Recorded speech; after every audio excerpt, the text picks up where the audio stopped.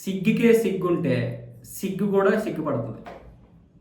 అంటే అలా ఉంటాయి ఈ రాజకీయ నాయకుల యొక్క మాటలు.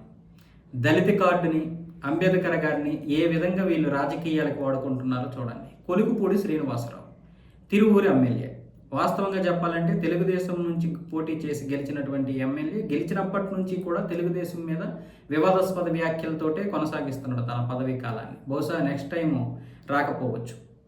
అలాంటి పరిస్థితుల్లో ఉన్నాడు ఆయన. ఇప్పుడు దళితులందరినీ కూడగట్టి ఒక మీటింగ్ ఏర్పాటు చేసి మన మీద ఒక పెద్ద కుట్ర జరుగుతుంది, దళిత క్రిస్టియన్లు రిజర్వేషన్లు తీసేస్తారట, చర్చిలకు వెళ్ళకూడదంట.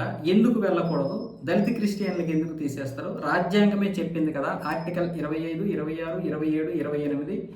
ఒక వ్యక్తి తనకిష్టం వచ్చిన మతాన్ని ఫాలో అవ్వచ్చు అన్న విధంగా రాజ్యాంగమే చెప్తే వీళ్ళకి నొప్పి ఏంటి అంటున్నాడు. మరి అదే రాజ్యాంగంలో అంబేద్కర్ గారు ఏం రాశారు? ఎవరైనా మతం మారితే రిజర్వేషన్ వదులుకోవాలి, వాళ్ళు బీసీసీలోకి వెళ్ళిపోవాలి అని ఆయనే చెప్పాడు కదా. ఇప్పుడు ఎవడొద్దన్నాడు? చర్చికి వెళ్ళొద్దని ఎవడన్నాడు? బైబిల్ చదవొద్దని ఎవడన్నాడు? వీళ్ళ నాన్న ఏమొచ్చేసి వెంకటేశ్వర స్వామి భక్తుడంట, అందుకే ఈయనకి శ్రీనివాస్ అని పేరు పెట్టారు. వీళ్ళ అమ్మ గంగమ్మ గారు ఏమొచ్చేసి క్రిస్టియన్స్ అంట, బైబిల్ చదివితేనే ఇతనికి పాకెట్ మనీ ఇచ్చేదంట. ఇప్పుడు నేనేమొచ్చి బుద్ధుడిని అని చెప్తున్నాడు ఈ బుద్ధుడు.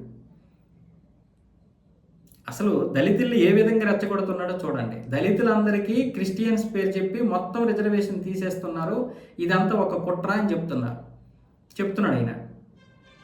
దళితులందరికీ రిజర్వేషన్ తీసేస్తున్నామని ఎక్కడ చెప్పారు? క్రిస్టియన్స్ ఎవరైతే ఎస్సీ నుంచి ఎస్టీ నుంచి క్రిస్టియన్స్గా మారుతారో వాళ్ళు రాజ్యాంగం ప్రకారమే రిజర్వేషన్ వదులుకోవాలి. మీ బైబిల్ కూడా చెప్తుందిగా, కులం ప్రకారము ఇక్కడ లేవు, కులాలు లేవు, మతాలు లేవు, మనదంతా కూడా క్రైస్తవం. మీరే అంటున్నారు. మరి కులాలు లేనప్పుడు మళ్ళీ ఎందుకు మీకు కులం? రిజర్వేషన్లు తీసుకోకూడదు అని మీ బైబిలే చెబుతున్నప్పుడు మీరెందుకు ఇతర మతాలకు చెందినటువంటి రిజర్వేషన్లు పొందుతారు?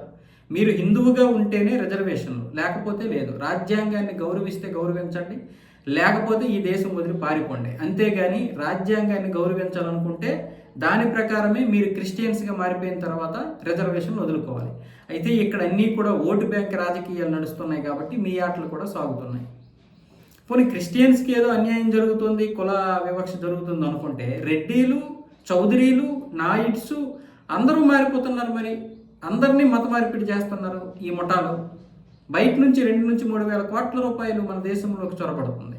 అది కాకుండా ఇక్కడ కూడా కొంత డబ్బును పోగేసి మరి ఈ మత మార్పిడికి ఉపయోగిస్తున్నారు. ఇప్పుడిప్పుడే బీజేపీ 3 సార్లు అధికారంలోకి రావడం వల్ల కొంతమందికి చైతన్యం వచ్చింది. మనలాంటి వాళ్ళు మాట్లాడుతున్నాం.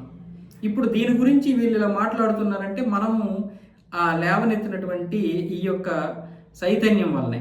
లేకపోతే వీళ్ళు ఏమాత్రం మాట్లాడాల్సిన అవసరం వాళ్ళకి రాదు. కాంగ్రెస్ హయాంలో ఇదేమీ ఉండదు, అన్ని చాప కింద నీళ్ళగా అన్ని సక్రమంగా వాళ్ళకి అన్నీ అందిపోయేవి. ఇప్పుడు మనం ప్రశ్నిస్తున్నాం, దానికి కేంద్ర ప్రభుత్వం అడ్డుపడుతుంది వీళ్ళందరికీ.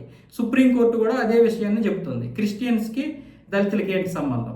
ఇంకా మీరు క్రిస్టియన్స్ అయిపోయిన తర్వాత మీరు దళితులు కారు, క్రిస్టియన్స్ బీసీసీలోకి వస్తారు కాబట్టి మీకు ఆ కులం కార్డు వాడేవో ఇది లేదు, హక్కు లేదని చెప్పేసింది. సో అది వీళ్ళందరికీ మంట ఇప్పుడు.